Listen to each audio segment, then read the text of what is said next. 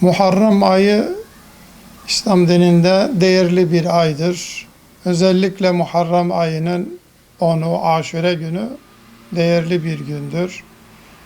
Allah Resulü nübüvvet zamanında değer vermiştir. Muharrem ayının Aşure orucunun tutulması, insanın geçirmiş olduğu bir yıllık geçen günahların, ufak günahların kefaretine vesile olacağı ve Resulullah bu konuda teşvik etmişti sahabiler. Sahabiler de bu Aşure gününü, orucunu ihmal etmemişler.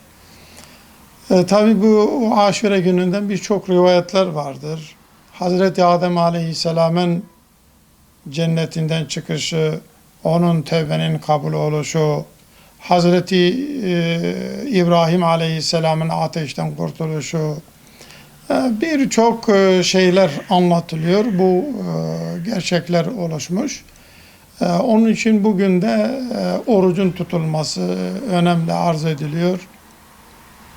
Müslümanların böyle bugünden oruç tutmaları kendilerine kazanç kazandırıyor. Mukafat olur. Tabii bir de bu Aşure gününde bir Kerbela olayı da vuku bulmuştur. O da Kerbela olayı Allah Resulü'nün çocukları Hazreti Hüseyin radıyallahu teala anhu 72 ehli beyti ile birlikte Kerbela çölünde muhasara altına alınıyor ve Yezid'in askerleri tarafından orada o 72 kişi şehit ediliyor ve bu alemi İslam'dan büyük bir yankı uyandırmış ve dünya var oldukça da bu olay anlatılır. Ve bu olayın sebebi de dünyaydı, maldı, makamdı.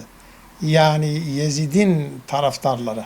Hazreti Hüseyin'in amacı, gayesi, hakkı, adaleti, Allah Resulü'nün davasını insanlara haykırması, onun anlatılması ve adaletin yerinin bulması, İslam'ın gerçeğini insanlara yansıtılması için Hazreti Hüseyin bununla, bu amaçla Müslümanların bundan ibret almaları lazımdır ki dünya malı, dünya sevgisi eğer dinden, İslam'dan üstün tutulduğu zaman büyük bir felaketlere sebebiyet verir. Kerbela olayı o zaman yaşanmış fakat Müslümanlar o tarihten itibaren sürekli zaman zaman Kerbelalar yaşamışlar.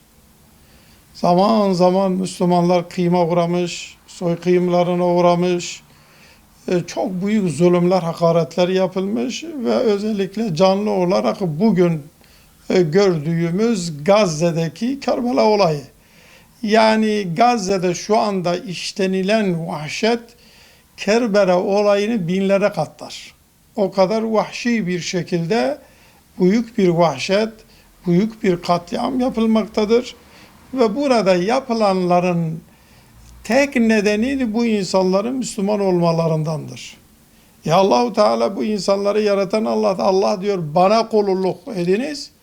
Başkaları da diyor hayır siz onlara da bize kulluk edeceksiniz. Bizim isteklerimizin doğrultusundan hareket edeceksiniz. Şimdi Gazze olayı alemi İslam'ın bir Kerbelasıdır. Eğer Müslümanlar buna duyarlı olmazlarsa, bunun etrafında kenetleşmezlerse, bunlara dua etmezlerse hepsi de bundan sorumludur. Herkes Gazze'de vuku bulan olayın sorumlusudur.